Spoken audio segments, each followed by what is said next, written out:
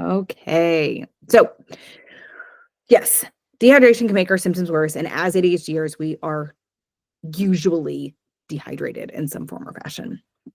Um, Even being a little bit dehydrated, I mean, like 2% dehydration slows our brains down, affecting all areas of executive function, attention, memory, focus, information processing, all of it.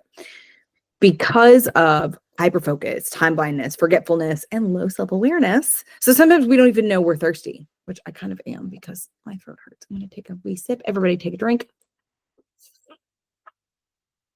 Okay. We don't even realize we're thirsty because we get stuck in these things that are listed here. We get stuck in hyperfocus. We get stuck in time blindness, and it's been 4 hours and I've had, only coffee, right? Forgetfulness, just straight up. I forgot to drink water.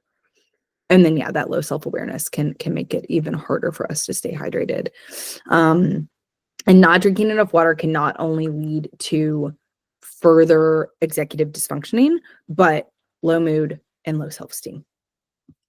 So great, right? Love this. What are some ways to make sure that we are getting enough water hydration? Add some flavor. Add some lemon, add some cucumber. In Germany, they have, it's basically like a spritzer, but it's non-alcoholic. So they will take the most common one is a Apfelschorle, and it is apple juice, just like a little bit of apple juice in the, I hope you guys can see because I can't see the bottom of your glass. And then you fill it up with sparkling water. You can do that with orange juice. You can do that with whatever you think that would be delicious in. Again, people will be like, oh my God, do not drink juice. It's nothing but sugar and there's no fiber in it and blah, blah, blah. Yeah, okay, accurate. But if it's going to help you drink more water, I don't see the harm in it. I think it's okay, right? Like, we're not drinking gallons of juice a day. Just adding a little bit of that flavor to make it not so boring. Some people have a really hard time with water. It's boring. I've become obsessed with sparkling water because that's all anybody drinks here. And now it's like a texture thing. So I really enjoy sparkling water. It makes me very happy. I add some lemon juice, I add some lime juice, and it's like a janky, boring Sprite. But I like it. It's nice.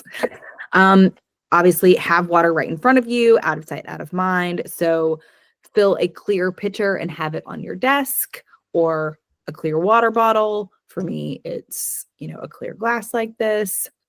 I also use a little glass like this sometimes because it seems less intimidating. So I can usually like chug a glass like this. So I will take a glass like this and I'll put it on my nightstand at night. And then in the morning, as soon as I wake up, I will just down the hatch before coffee, before anything. This goes. And this is just more manageable than I have to drink I just can't. I don't do water like that. So, coming up with little solutions like that. I mean, take shots of water. Does that do something for you? And like it says in blue down there, it says all these options will come and go. So use this as a starter kit of ideas. So maybe one day you add some lemon. Maybe the next day you add some strawberries. Maybe the next day you add some cucumber. Maybe the next day you take 100 shots of water because it's fun and it's novel and it's silly, right? Maybe you go to this glass because it's easier and you see how many you can drink, right? Like, these are all just different things that you can pull from. Use a happy, fun water bottle. Find one that makes you happy to drink from. Clear is better, but it doesn't have to be. Do you like ice? Make sure that, I don't know, you all are all in the UK. Is ice a thing in the UK? It's a very big thing in the States. I love ice. I can't find it anywhere here. Have to make my own. First world problems. Anyway, so get a couple of water bottles. If you like those, Stanley mugs that everybody's obsessed with, get on Facebook Marketplace, find people that are over it, buy theirs. There's all kinds of different ways to go about this, right? Habit stack. That's what I was talking about with this small glass. So have a glass as soon as you wake up. Have a glass before every meal, and maybe after every meal. Every time you go to the bathroom, have half a glass of water, something like that. So stack it with a habit that you already do every day. Drink a small glass of water before you brush your teeth. I don't know. These are just different things. Think about things that you already do, and if you can stack things with them. Okay. So set an alarm or use an app. So set random alarms throughout your day. Doesn't have to be exactly on the hour, this, and that. That'll get boring. You'll swipe away and you won't do it. But just set random alarms to drink some water or use an app for a little bit. Again, I know that apps get boring and you're like, well, I tried it, but it wore off. Yeah, but it worked for 2 months. Better than nothing, right? So those are a couple: water reminder and water llama. Sometimes I'll do that with my my visual timer. I will just take it and spin it, and just wherever it lands, cool. When it goes off, I'm gonna, whatever, have a snack or drink some water or whatever. So those are different ways to look at that. So I've added the basic benefits of staying hydrated, and you guys are going to be like, do you think that we are children? We know the basic benefits, but sometimes this can be really helpful because I don't know if this is just me, but sometimes I will see that water sitting there and be like, yeah, no, I'm good. I don't know if it's demand avoidance. I don't know what it is. Please put in the chat if you struggle with this as well, where you like see your water bottle and you're like, no, not today. I don't know. I don't know why I do it. It's very strange. But sometimes having that why, having those benefits, okay, well, I'm feeling a bit shit today anyway. I'm really scattered and unfocused. So I don't really want to for whatever reason, but I'm going to go ahead and do it because I know it helps improve focus and attention. So drinking water can directly enhance our ability to concentrate and stay on task. It can reduce brain fog. Dehydration is often linked to feeling mentally sluggish, which can be, I mean, if you think about it, and I should know this because I put this presentation together, but how much of our body is made up of water? I don't know. Somebody smarter than me put it in the chat. It's a very big percentage. There's a very big percentage of our body that's made up of water. And so we need to be replenishing that. If we're not replenishing it, of course it makes sense that we would have brain fog, that we would feel tired. Water is basic survival, right? Better mood regulation. So proper hydration could positively impact mood and reduce feelings of anxiety. That's nice. That's a nice one to remember. Enhance cognitive performance. Studies suggest that staying hydrated can improve overall cognitive function, including memory and processing speed. Increase energy levels. How many of us are like, I have no energy. I have no energy. Now, is drinking more water going to immediately, feel like we've, taken an upper? No, probably not. But is it going to be one more little piece of the puzzle that helps us with our energy retention? Yeah, could do. So dehydration can lead to fatigue. So staying hydrated can help maintain energy throughout the day. All right. I'm going to quickly check that. Great. I love that nobody knows, and nobody has put in the chat what the percentage of our bodies are water. Okay, we're going to keep going. Over here. There we go. All right. Nourishment. Good times. Again, notice that I use the word nourishment, not diet, not even necessarily nutrition, even though I think that that's a close second. So are you eating enough foods that make your body feel good? And then the one right next to that says, do you know which foods actually make your body feel good versus bad? This comes into some self-awareness that we'll get to in a minute, but having a minute to, we all know that like eating nothing but, Skittles and fried chicken probably isn't going to make us feel good. Every once in a while, hell yes, love both of those things. But, we're going on an 80-20 rule here. So 80% of the time we want to be eating foods that really make us feel good. And if we don't know what those are, or better yet, we don't know what the foods are that make us feel bad, then maybe that's something that you can take back control of. Working with a health coach. I was a health coach before I was an ADHD coach. And so I worked with a lot of people on keep a food journal for a week, 2 weeks. And again, this is not calorie counting. This is not, about losing weight or anything like that. This is about, how does this make me feel? Oh, actually, when I have that giant double latte, that doesn't feel great. Okay, do I think that's the milk? Is that too much caffeine? What are we doing? Oh, okay. I've also noticed when I have a bunch of, I don't know, I was just home for the holidays, mac and cheese, I don't feel great. Okay, maybe it is the dairy. Maybe I need to be really cautious of how much dairy I'm eating. That doesn't mean no dairy, of course, unless you're lactose intolerant. But just paying attention to these things. I've recently developed, I think, a bit of not a soy allergy, but Soy doesn't do all that well with me. And I love soy. I love tofu. I love soy sauce. I love edamame. I love all things soy. We eat a lot of tofu. We don't eat a lot of meat. And so this is a very sad realization.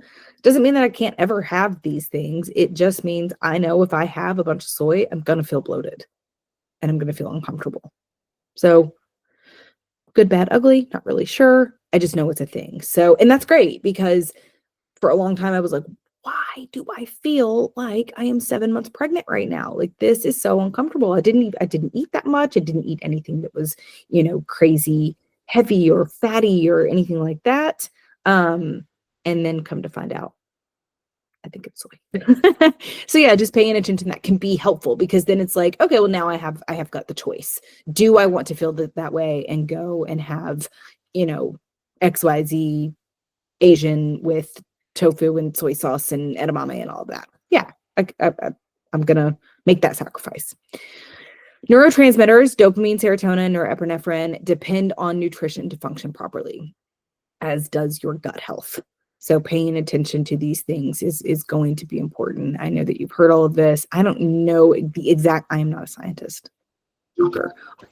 Someone has just arrived that I need to let in. So I don't know the exact science behind that, but they talk about how much of that gut-brain axis is going on. And so if our gut is super jacked because we're putting all these things in that are not vibing, then it's going to affect our cognitive abilities, right? And that's ADHD or otherwise, in my opinion. What you put in your body has a direct impact on cognition, focus, sleep, and mood. So just think about that. And then as ADHDers, there is this whole thing about we forget to eat, like, especially if you're on stimulant medication, you're just not hungry. One of those things. So if that's a thing for you, set an alarm, set a reminder to eat, right? Make sure that you're eating breakfast. That's when you're first up, the meds haven't hit yet. Eat something high in protein, high in fiber, right? That's usually good for all of us. Having, some eggs, some cottage cheese, whatever. Again, if you're vegan, there's different options there. But making sure that you're having a substantial breakfast if you know that your meds make you kind of lose that appetite. I know that happens to a lot of us. So set an alarm, have some snacks.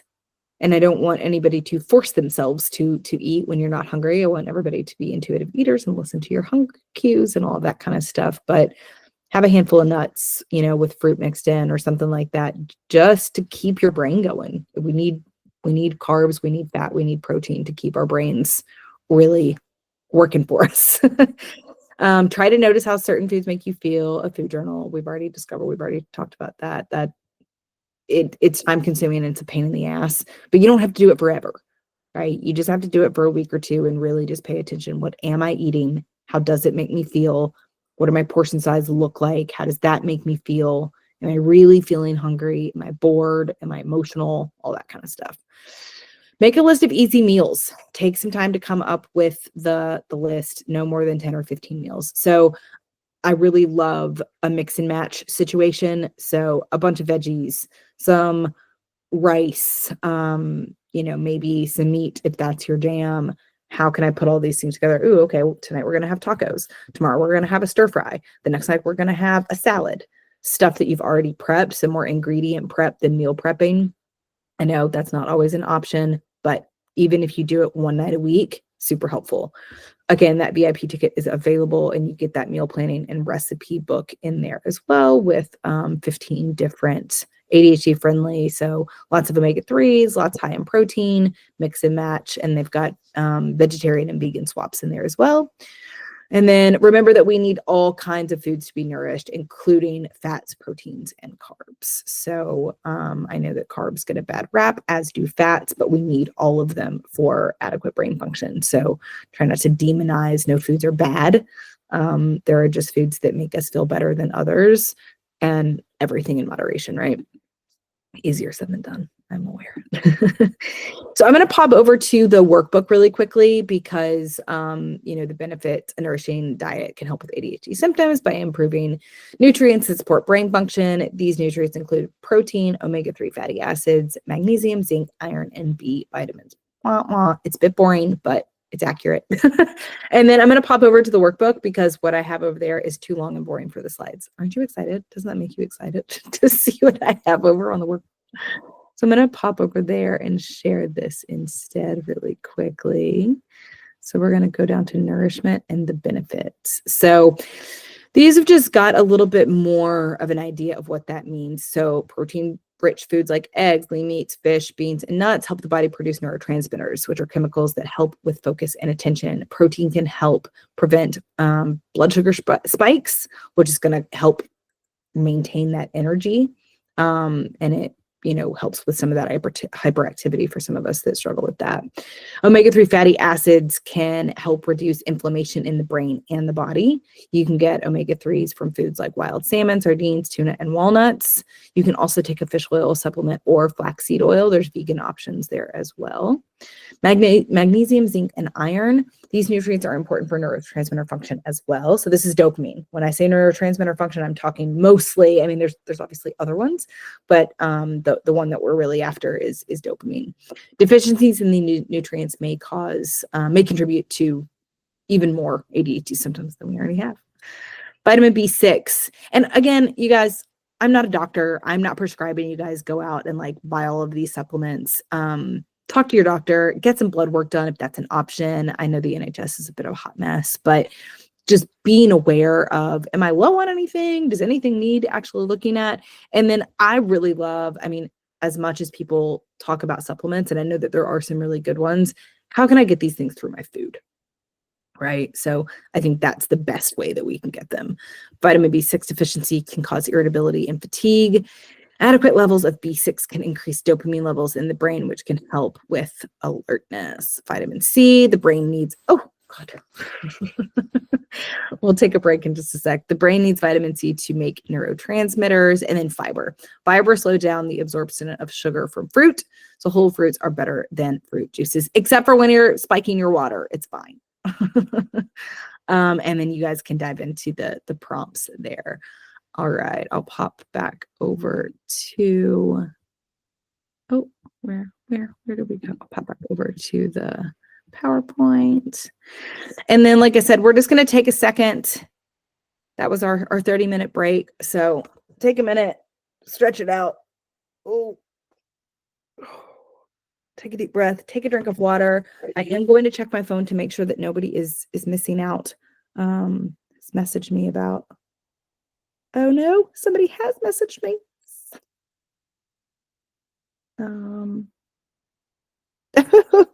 There are people that have missed the link. Oh, I've been right, I tell you. Give me just a sec, guys. Even though we're 30 minutes in, I don't know that people will really want to do this, but give me just a second. What are you all thinking about this so far? Is this stuff that you're like, yeah, no duh, or is it like, oh, this is a nice reminder? Okay.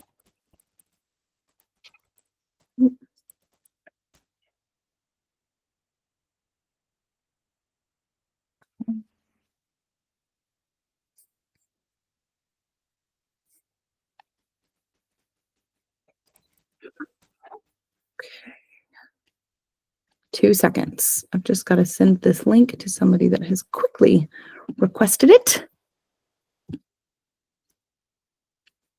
I think if I can get over there.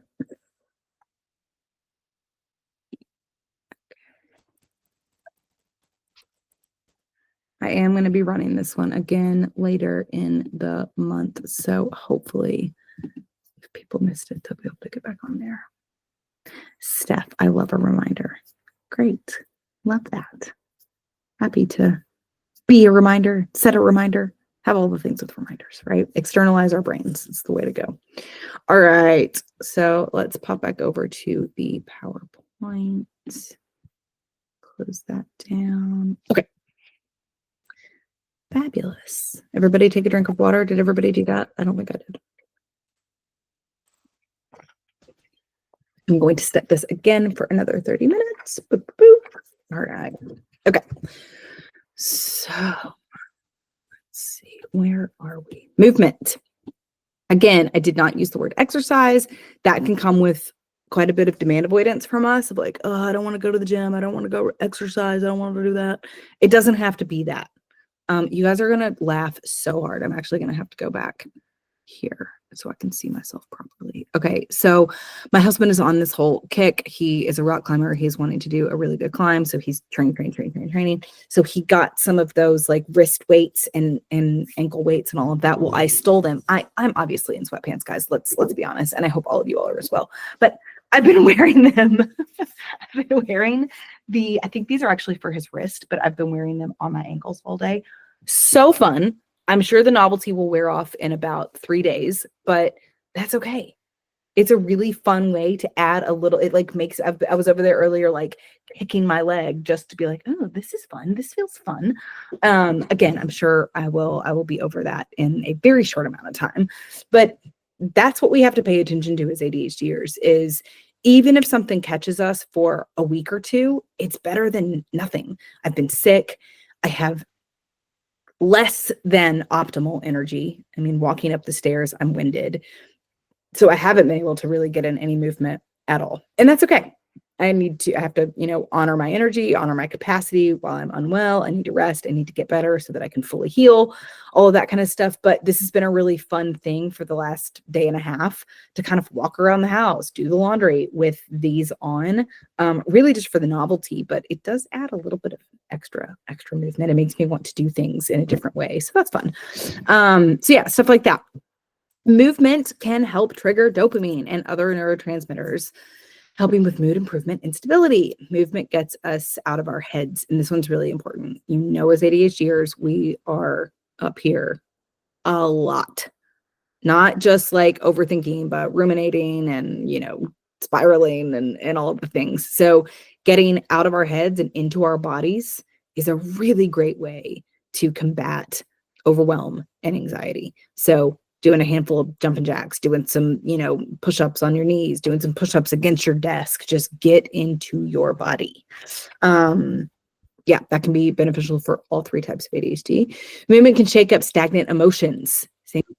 If you are really, oh, hold on. I just want to make sure. The basics is where we should start because it's not so basic if we aren't doing it exactly. That was from Jessica. She just put in the chat. Sorry, I just got nervous that I would miss something. Yeah, exactly. It's exactly where we should start because that's exactly what I was saying at the beginning. It's not so basic if we're not doing it, but these are the things that are the first to go. They're the first things that we forget about because they are so basic. But just because they're basic doesn't mean they're easy, right? So, yeah, movement can help get stagnant emotions. So if you're, really struggling with something emotionally, go for a walk. Like I said, do a 20-minute YouTube video, move your body and dance around in your living room from your favorite song from your senior year of high school. That's an American term, whatever, from when you were 18, that kind of thing to really help that stress cycle, help close that stress cycle. Movement can help to improve attention, help reduce impulsivity and hyperactivity, as well as executive functions across the board. So even little movements, that's why fidget toys are so great for us. Where's the one I was playing with earlier? I think I put it back on my monkey here.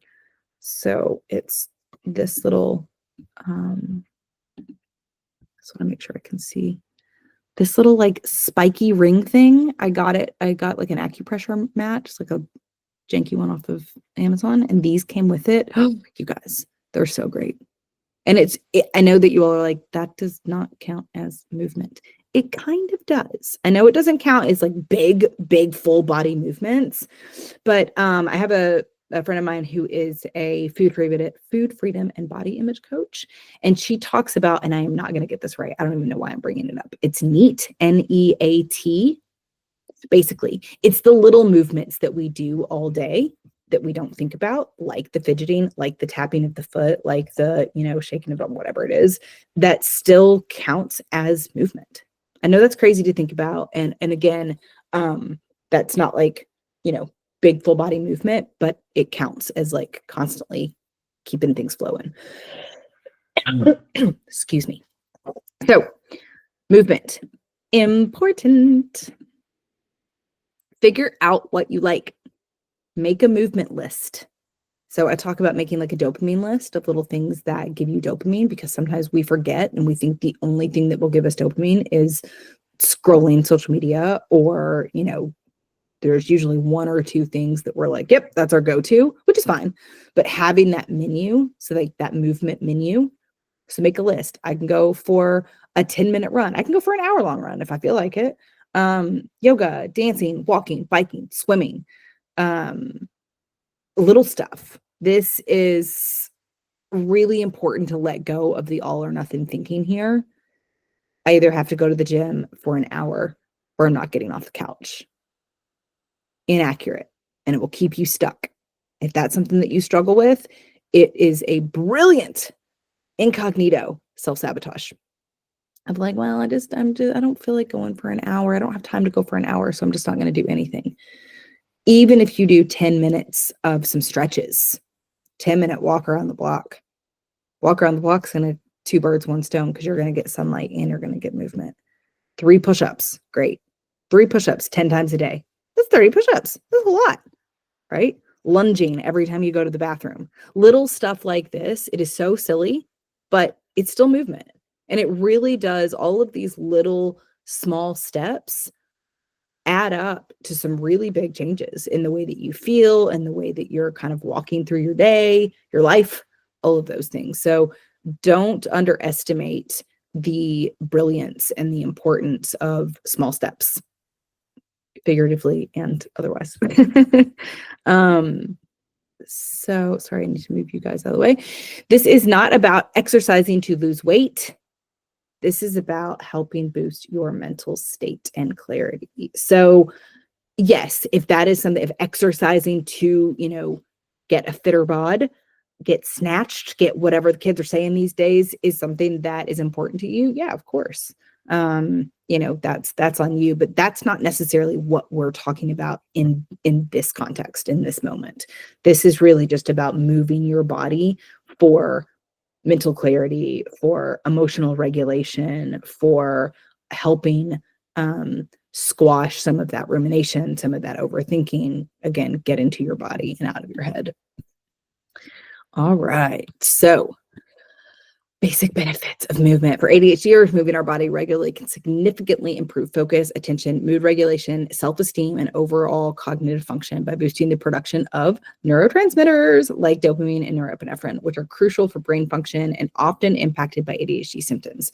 Essentially, exercise, movement, can help manage core ADHD symptoms like distractibility, impulsivity by enhancing cognitive functioning. So again, we'll pop over quickly to the workbook and we will go to benefits of movement. So improve focus and attention. Exercise increases the ability of dopamine and norepinephrine, neurotransmitters vital for concentration and attention, leading to better focus during tasks. Reduced impulsivity. So, like when you're that restless feeling, move in any form or fashion. Just move like I said, dancing around your house. I'm obsessed with Chapel Roan here lately, and I will put on some Pink Pony Club and I will dance around my house, and it is amazing. I love it. Thank God I work by myself from home. Nobody can see me. Regular physical activity can help control impulsive behaviors by improving brain regulation. Mood enhancement. Exercise releases endorphins, natural mood boosters, which can alleviate anxiety and depression, often associated with ADHD. Again, is this going to take the place of, meds, therapy, that kind of stuff? No, but it is one more piece of the puzzle that can be helpful, and it doesn't have to mean running a marathon or doing CrossFit. It can be basic movement. Better self-esteem. Achieving these fitness goals through exercise can positively impact self-perception and confidence, enhance executive functioning. So exercise can improve higher order cognitive skills like planning, organization, and problem solving, which are often challenging for people with ADHD.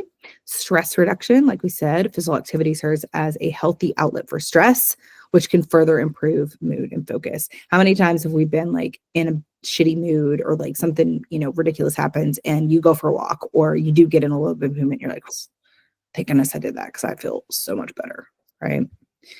So types of exercise that are specifically beneficial for ADHD or anyone, in my opinion, but for ADHDers, aerobic exercise. So running, swimming, biking, brisk walking. I'm not a runner. I wish I was. I signed up for a 10K last year. It was fun. I'll never do it again. But yeah, running, swimming, biking, brisk walking, love a power walk. So great. Are particularly effective due to their impact on neurotransmitter release.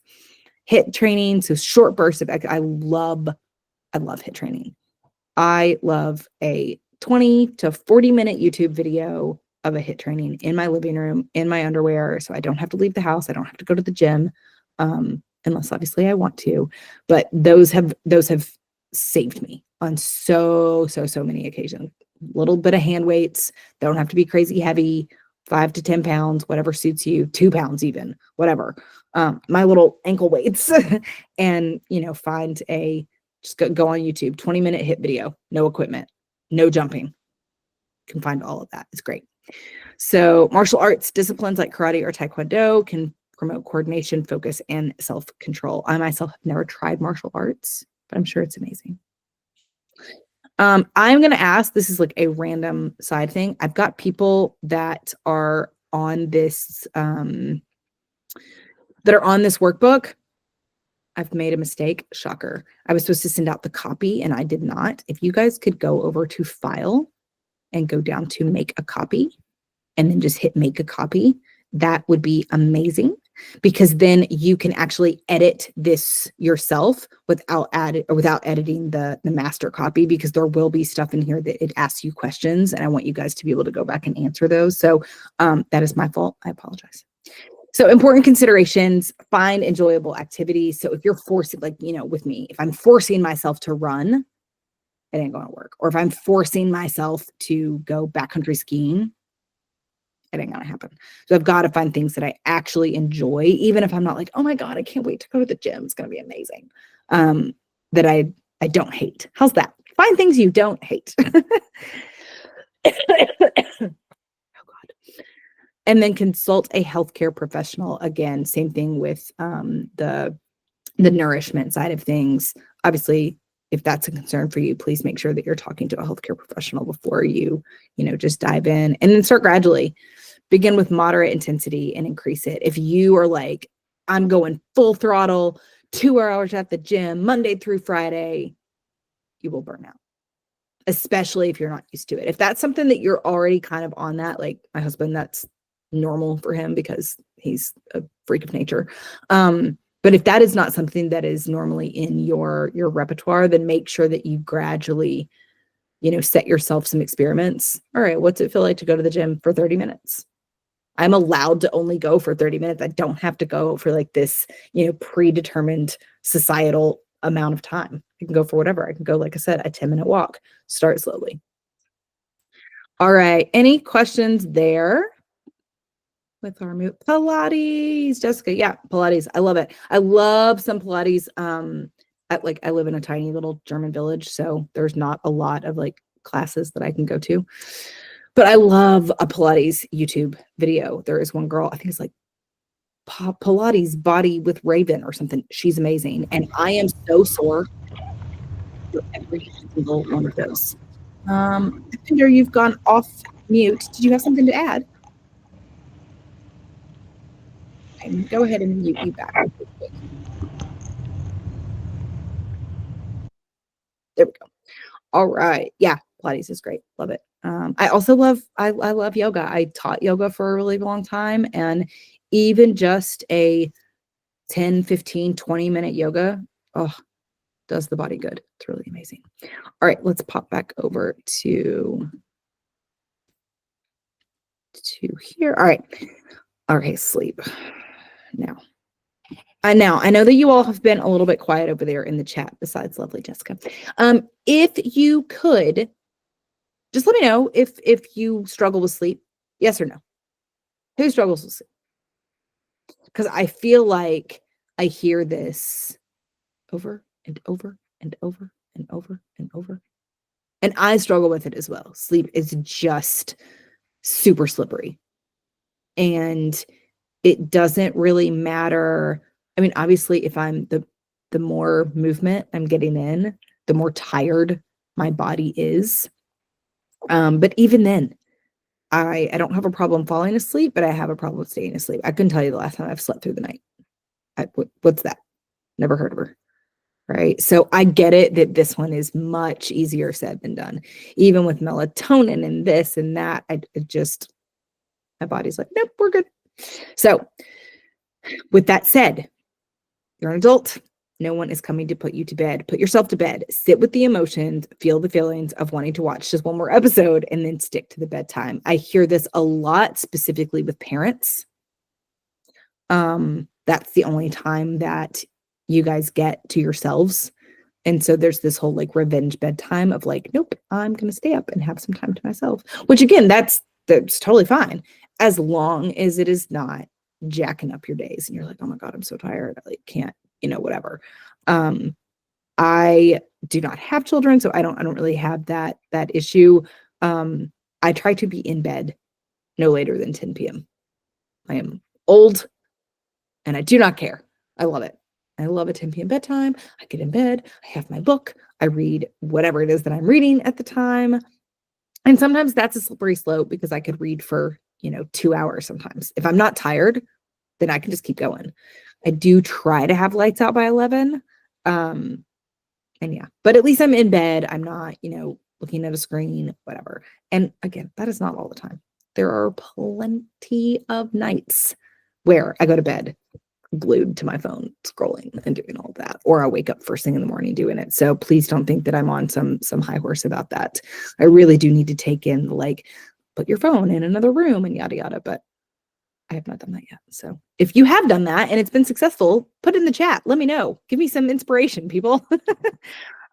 Sleep allows your body to reset and recover, which is important for everyone, but especially ADHDers. Sleep is really important because our energy is really important. And we spend more energy than our neurotypical friends, and therefore we have less energy to just dawdle around with. We've got to be really intentional with our energy. Light gazing, and we will get to this with the sunlight. So light gazing, getting daylight and evening light, so like dusk light into your eyeballs as soon as you wake up, or I think within 30 minutes of waking up, as the sun is setting, can help set your circadian rhythm. Again, is this going to be as effective as Ambien? No, it's not. But it is one more piece of that puzzle that's going to be helpful. So again, just maybe going outside, drinking your coffee while looking into the sky. Do not look directly into the sun. That is not what I'm saying. But getting that real sunlight into your eyeballs, it really does trigger that lizard part of your brain of like, oh, it's the sun's up. It's time to start doing stuff and waking up. Same thing with getting that dusk sunlight, even though I know in the UK, I think right now it's getting dark at like 3:30. It's like it gets dark so early here. But still, it reminds your brain of like, okay, cool. And we are in winter. I'm fully in favor of hibernation season right now. That is okay. We should be shutting down earlier. That's okay. Lean into that. So yeah, trying that out, experimenting with that. Again, this is not an everyday practice for me. I wish that it was. It is not. If it is for you, well done. That's amazing. But I don't do this every day. I do it when I feel like it, when I think about it. And that's another reason that I go back to those. Why does this even matter? Who gives a shit? Okay, well, I know that this is going to help me sleep better. And I'm always, complaining that I don't sleep. So what am I actually doing about it? That's a question I ask a lot of clients is, how are you responsible for your own suffering? Well, here's these things that I've put forth for myself to do that I'm not always doing, right? And that's okay. I don't have to beat myself up about that, but I do need to be aware of it. And you guys do too. So for your sleep, I know that meds can make it. I am unmedicated, so I don't talk about meds a lot. If that is something that you struggle with, let me know. And I'm happy to add some more of that into future chats, but take your meds as early as possible. As soon as you wake up, right? Have them right there with your little glass of water. Take the meds as soon as you can so that they have the smallest chance of disrupting your sleep later on. Getting some movement at some point can also make you sleep better at night. Yoga Nidra is one of my favorite things ever. It is known as sleep yoga. Anybody that has ever actually tried this has really enjoyed it. So that right there, I'll actually, let's see if I can. Hi. Picnic. I'm going to copy this and put it in the chat for you guys, just so you can try it. And if that is of interest to you at all, go ahead and click on that link, because as soon as this call is over, the chat will go away. So it's just a 10-minute, you get really cozy in like a little yoga nidra nest, and my girl Allie will walk you through a body scan. So it's a really great way to rest and to shut down your brain. So it's like a meditation, but instead of like focus on your breath, which I can never do, it's, bring all your attention to the tip of your nose. I can do that. That gives me something to focus on. And I very rarely make it, 3 to 4 minutes, depending on the day, into Yoga Nidra. So it is a great tool. It is not utilized enough by our brilliant community, and I want to spread the word. So give that a shot. Set yourself up for an easy bedtime routine. So what does your bedtime routine look like? And again, this is a routine-ish. It does not have to be rigid. It does not have to be perfect, but okay, I have dinner. I, watch an episode of, what are we watching right now? The Diplomat. Or it was Bake Off there for a while. I was massively obsessed with Bake Off. So, watch an episode, and then I brush my teeth, I wash my face, I get in bed, and I read my book, and I do a brain dump. What does tomorrow look like? What do I need to make sure I get done? What is my 3, 2, 1? My 1 really big thing, my 2 kind of medium thing, and then my 3 kind of low-hanging fruit things. Avoid napping and caffeine too late in the day. I'm all for a nap. I took a nap today, actually. But just be careful. Some people cannot nap at all. I try not to nap too terribly often, just because, again, I sleep so poorly at night that I know having naps is going to disrupt that. But today, I think I took maybe a 30-minute nap. Loved it. It was great. I do have a cup of tea here. I'm just going to become British. If you guys would just adopt me, that would be amazing. But it's a little bit late. It's 7 p.m. my time, so I should probably put the tea down. And then read a boring book as you're going to bed, right? So I'm reading a really interesting book. It's British as well. The book I'm reading right now, Jesus. It's about the UK. But maybe that is not my best bet. Maybe I need to be reading something about the neuroscience behind ADHD, because that's going to have a little bit more boring language. It's not going to have really a story that I want to know what's going to happen next. So find something that's not super entertaining, read it, and it will put you to sleep. All right. Oh, wait, I feel like, no, okay. All right. So getting enough sleep with ADHD provides significant benefits like improved focus and concentration, better mood regulation, reduced hyperactivity, impulsivity, enhanced cognitive function, and a greater ability to manage stress, all contributing to a better overall daily functioning and symptom management of ADHD. So we're going to quickly pop over to the workbook, and we're going to go to the benefits of adequate sleep. Improved attention, reduced hyperactivity, better emotional regulation, enhanced executive functioning, cognitive skills like planning, organizing, and decision-making are improved with proper sleep, which are often challenging for individuals with ADHD. Stress management, quality sleep can help individuals cope with stress more effectively, which can be beneficial for many ADHD symptoms. So it's like I was telling you guys about that client that him and his poor wife, their child has not slept through the night in almost 1.5 years, and they are really struggling, just as anyone would be. But he also knows, like, if we were both getting adequate sleep, 90% of the things that are an issue would not be an issue, but we're just, running on fumes. And so that goes for a lot of us as well. If we're running on fumes, we can't show up as best we can. And again, I know that this one is tricky. This one's difficult. So just really look at, where do I have the control? Where are the ways that I can kind of step in and take back some of my sleep? All right. Mindset fundamentals. We have self-awareness, self-concept, and self-acceptance, radical honesty, and imperfect, messy, minute action. So we will dive into these really quickly. We have about 20 minutes left. All right.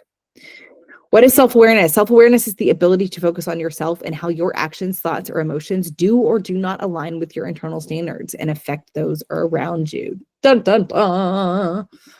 Self-awareness is a really big part of all of this, right? So stop, breathe, think, force the pause. It's kind of what we're doing with this workshop. That's going to help with your self-awareness, that self-awareness of like, wait, I've just done the thing that I keep doing, that keeps driving me crazy, that keeps derailing me. How did I get here? What led to this? Is there a solution? Is there something I could do differently? Okay, I've got to start utilizing that digital calendar, whatever it is. Pay attention to how your brain works and the thoughts you're having or the actions you're taking or not. And this is a slow process. This isn't something that just like happens overnight. You have to kind of start again. Wait, I'm in that thing that I keep doing. That's paying attention. The magic is in noticing the reoccurring patterns. What keeps derailing you? Oh, this has happened again. Oh, wait, I'm noticing that that's a thing. I had that thought. I had that action. I didn't take that action, whatever it may be. Self-awareness helps us become better decision makers and gives us more self-confidence. I know a lot of us struggle with decision making, and a good amount of us struggle with some self-confidence for various reasons.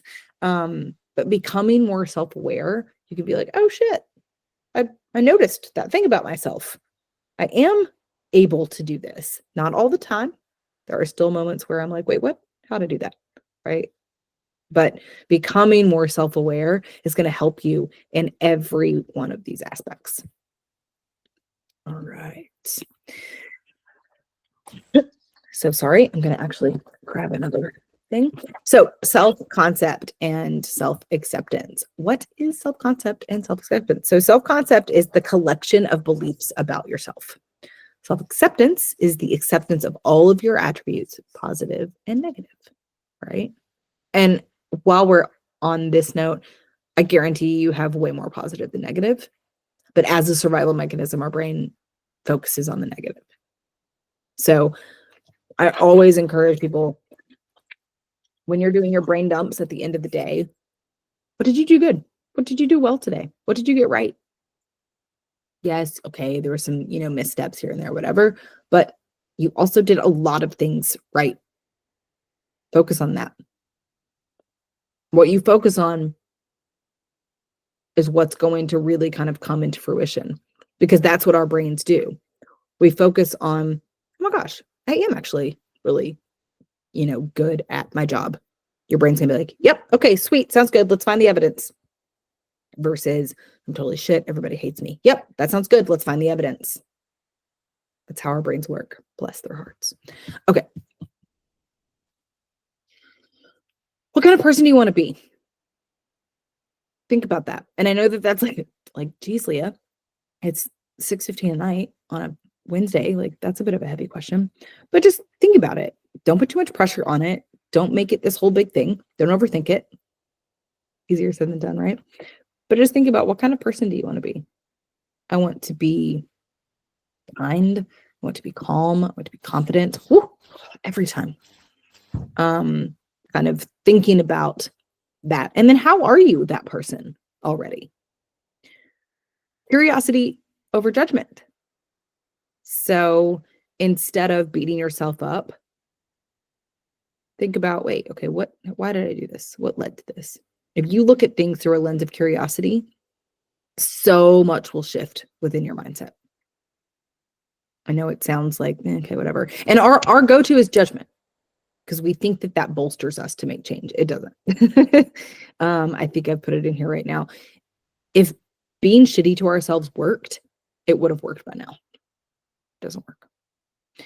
ADHD just means your brain works differently. It's divergent instead of typical. It doesn't mean you're broken, lazy, or stupid. Please, please, please remember that. Print it out, put it on a Post-it, make it the background of your phone, whatever you need to do. Be nice to yourself. The bottom line is that you can't hate yourself into becoming someone that you love. Give yourself the grace of a best friend. That's the self-acceptance that we're talking about. Giving yourself that grace that you would give someone else, that you would give your kids, your partner, your best friend, your siblings, whoever comes to mind when I say that, you know who it is. There's a person. Radical honesty. Ugh, this one's tricky. I talked about this a little bit in a couple of slides back, but pretty much exactly as it sounds. Be radically honest with about yourself. I love typos in presentations. They're super fun. Be radically honest with yourself about yourself and the situation you find yourself in. Then honestly answer, where are you responsible for your own unhappiness? Where do you, and again, with curiosity, not with judgment, with curiosity of like, okay, where could I be coming at this in a different way? Where do you have, or where can you find some control or let go of some control? I know a lot of us are like, control, I have to control all of it. So maybe that looks like easing up. Let the shoulders come down. Go a little bit willy-nilly, right? Is there a solution? What would it be if there was one? What would the solution be?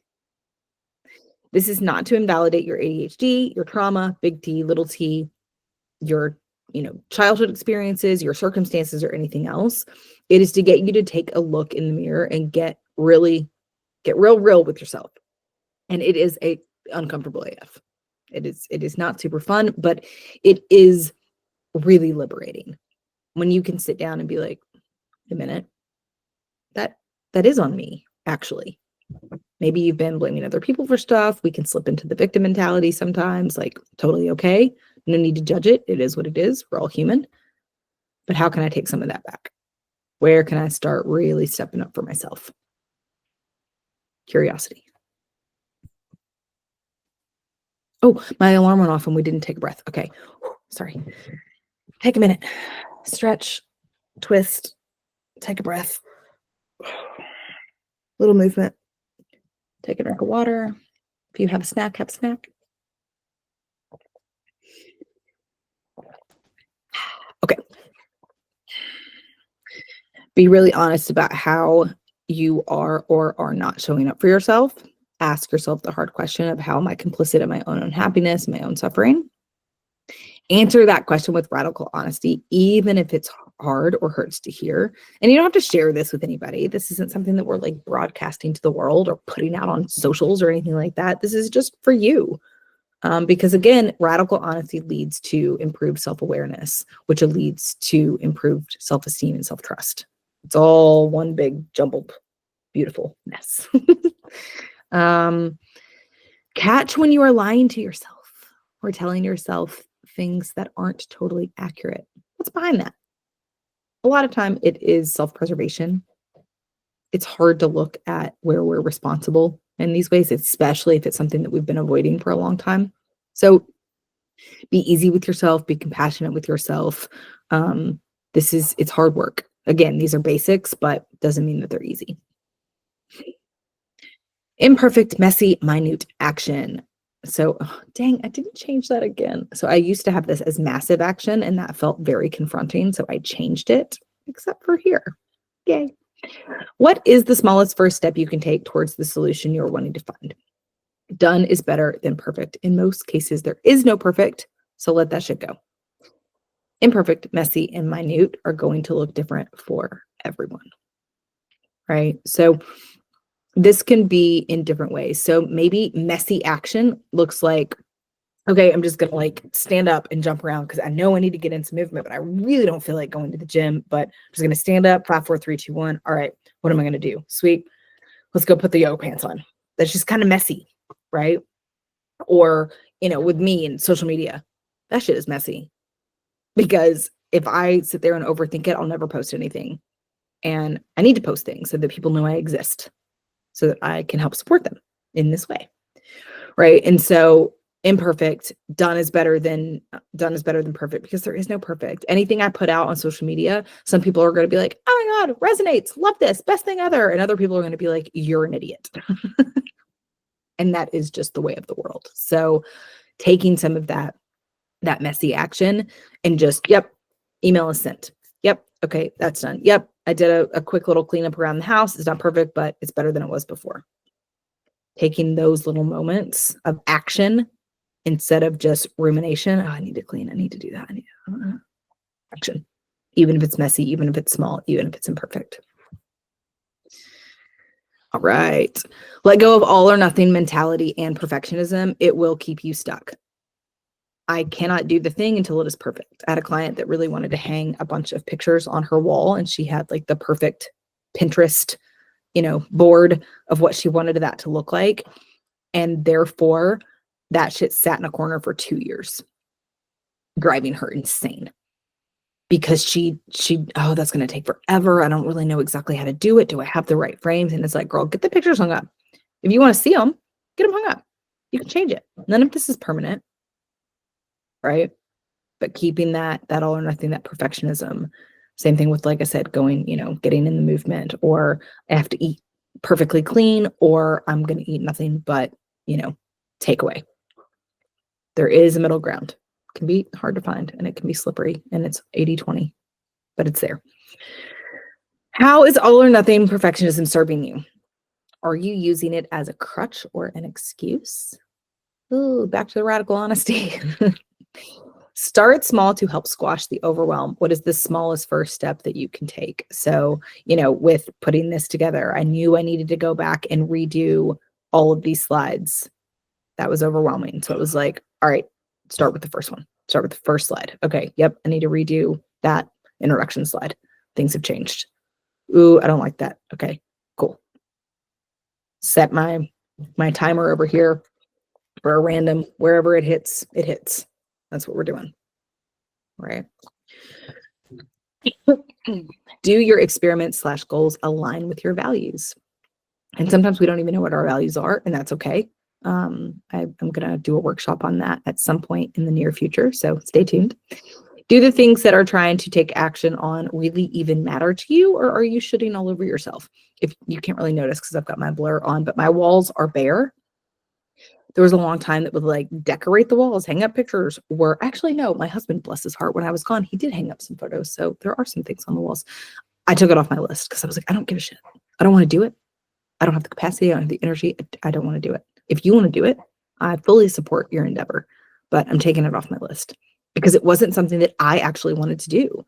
It was something I thought I should do because I'm the woman of the house and I'm supposed to decorate and all of that. And I still struggle with a little bit of shame and guilt there. That's okay. That can still exist while also taking it off my plate. Right? Okay. Tips, tricks, recommendations.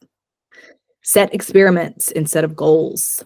It's less scary and there will be less demand avoidance if you're just kind of playing with something versus like a goal. Now, that's not to say that goals aren't great. And if that resonates with you and if you are more goal oriented and that works, sweet. But if you're like me, and goal is a 4-letter word, then try experiments. Just try the switch of the language. It's the same thing, really. But the language makes a difference.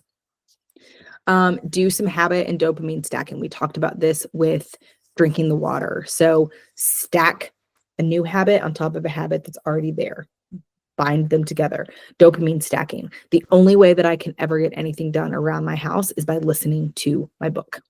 Maybe a podcast if I'm feeling froggy, but it's mostly an audiobook because I want to be entertained. So I can't just listen to my book and like sit here and stare out the window. That will never work. I need to be moving. So if I listen to my book while I'm doing the dishes, if I listen to my book while I'm vacuuming, that is stacking something that gives me dopamine with something that does not. Add dopamining to your to-do list, right? If you've got a list of things to do, add scrolling on there, add painting your fingernails on there, add, whatever it is, putting together a Lego set on there. Add your dopamine inducing things to your to-do list so that you can scratch them off. And they're important. They're really important parts of your day. So don't let them feel like, oh, I'm wasting my time. Now, granted, if you need to be doing shit and you're spending 4 hours on Legos yes, this is a different story. But adding those little bits of dopamine rewards throughout your day you should be doing them. That's okay. Consistency, being consistent. I don't know why consistency always like messes me up. I'm like the consistency of food. Anyway, being consistent is bullshit for us ADHDers. We are not consistent, and that's okay. But be persistent. So keep showing up. And we are. A lot of us are very persistent. We keep showing up. It just doesn't look the exact same every single day. And we get caught up in the language of, but you have to be consistent. Consistency is key. Consistency is key. And I get it. I understand the thought process behind that. But changing that language a little bit to, I'm persistent, can be really helpful. Give yourself permission to actually stop.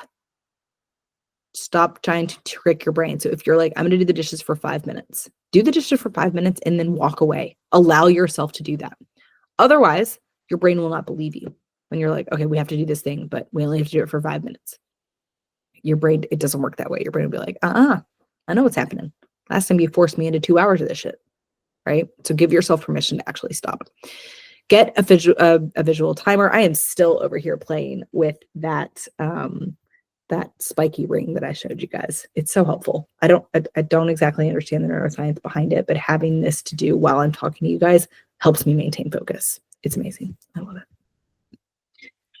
Yoga Nidra, as we already talked about, light gazing, as we already talked about. Externalize your brain as often as possible. I talk about this in probably every other workshop I have done. I have not talked about it as much in this one, but our working memory does not work. If you need help with the system, schedule a free call. We can get that figured out for you. I love, love, love talking about brain dumps, externalizing our brains, different ways to do that, different ways to experiment with that. A lot of times we try to keep it all in our head, and it doesn't work. Our brains are like envelopes and we treat them like filing cabinets. And that's why we got shit falling out everywhere. So externalize your brain, right? Create a list on your phone or have a memo of your morning alarm to check said externalization. So a lot of times people are like, well, I put it on my calendar, but I forget to check my calendar. Fair enough. Set an alarm at 9:30 every morning. Check your calendar. Check your calendar while you take your morning pee or whatever else you do in the bathroom, right? Like habit stack that as well to really start checking these things so that they start becoming habits. Create a dopamine library. We talked about that to pull from when you're needing a boost. This increases self-awareness to know what gives you dopamine. And that's something that you build over time. You don't have to sit down and be like, what gives me dopamine? As you realize like, oh, this is actually really nice. I like this. I'm going to add it to my dopamine library. Cool. Time things. This helps with time blindness. Time things so you know how long they actually take. The dishes only take 7 minutes. Yeah, at most. Right? Time these things. How long does it take you to take a shower? How long does it take you to get to work in the morning? How long does it take you to walk to the tube? Time those things so you actually know so that when your brain is like, I can't do it, it's going to take an hour. You have evidence. It's like, yeah, no, it takes 12 minutes. All right, these are some book recommendations. They're in the workbook as well. We've got Driven to Distraction and or ADHD 2.0, Scattered Minds, Gabor Mate, Taking Charge of Adult ADHD, Burnout. Burnout is geared a bit more towards the ladies, but it is still a great read. The 4 Agreements, which I have on my desk. It is one of my favorites. I recommend it to everyone immediately. It is just a really great way to walk through the world remembering these things. The 4 Agreements are always be impeccable with your word. So basically, don't talk shit about yourself. Don't talk shit about other people. Don't make assumptions. Don't take anything personally. And always do your best. And your best is going to look different day to day. My best today looks very different than hopefully what my best will look like in 2 weeks when I'm fully recovered. How to Keep House While Drowning, brilliant. And then Atomic Habits. It is not specifically ADHD driven, but it's a great book. I love it. What now? Reach out for support, friends, family, professional. Educate yourself and be your own advocate, and schedule a free chat so that we can dive deeper into where you need support, where you're being derailed, that kind of stuff. And these are all the ways that you guys can get in touch with me. We got emails, we got websites, we got Instagrams. What is that next one? Oh, LinkedIn. And then, yeah, you can schedule that free call. So there's some sources. So I'll make sure to send you guys the slides. So we'll get that. I love the 3, 2, 1. Yeah. So, Jessica just put, I love the 3, 2, 1. Can you go back after that? Yep. So, was wondering where I can find the VIP account. Yes. So, Chris, I was going to give that to you guys in our call after this. If you won't be attending the Q&A after this, no worries. I will send all of that stuff to you. All good. That's up to you. Let me know. And I'll put my email address in here just in case anybody needs to get a hold of me that way. I know it's getting late. Do I have that right? Okay, cool. So Jessica, the 3, 2, 1 is, I think what you were talking about was kind of like your stones of the next day. And I think actually it should be 1, 2, 3. So we want to have like what is the main thing I want to get done tomorrow? What's like my big thing? So for me today, it was I really needed to send some follow-ups from yesterday. They had to get done. Luckily, this was already what I thought to be mostly done. Obviously, there were some tweaks that I missed, but that's okay. But I really had some follow-ups that I needed to get done. So that was my big thing for today. And then 2 things that are a little bit kind of not as important, but still you want them on the list. So I needed to send my social media team some things that they're getting ready to post. And I needed to pick a date for my second one of this. Like I said, I'm going to run this again in a couple of weeks. So I needed to get with them and pick the date for that. That was really important that I sit down and say, okay, what's going on?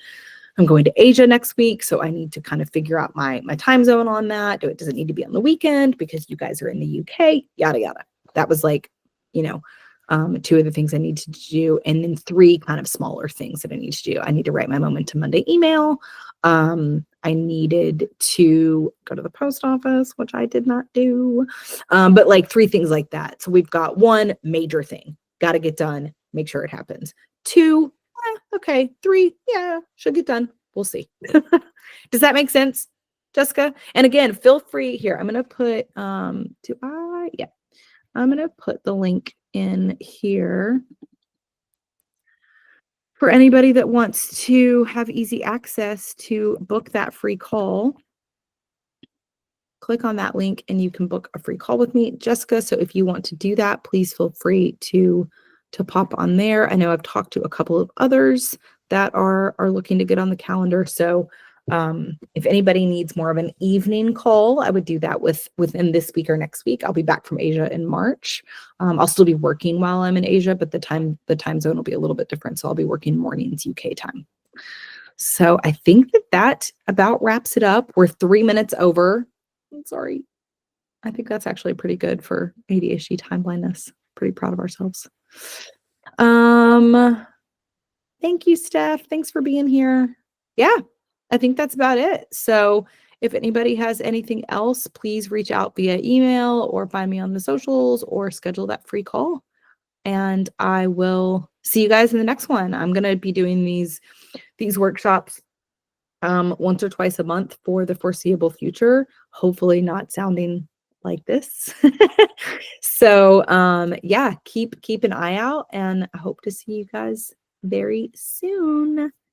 See ya. Bye. For those of you that are staying for the VIP call, I will be right back. I'm going to take a quick potty break. Thank you. And the timing for the finish is great considering how much time was eaten up with painkilling. I know. I'm so sorry about that again. That was so horrible. And I know people have missed it. And I'm really upset about it. So I'm going to have to make it up to whoever wasn't able to log on. But yeah, thank you guys for your understanding there. I know that was a pain in the ass. Thanks, Melanie. Bye, guys. Have a good one.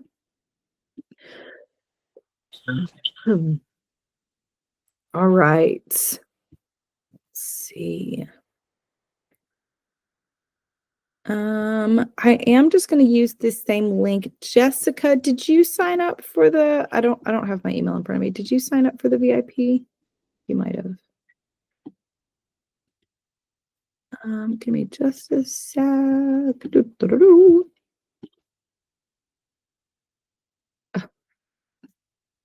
This is so sad. I have people reaching out that couldn't get into the thing.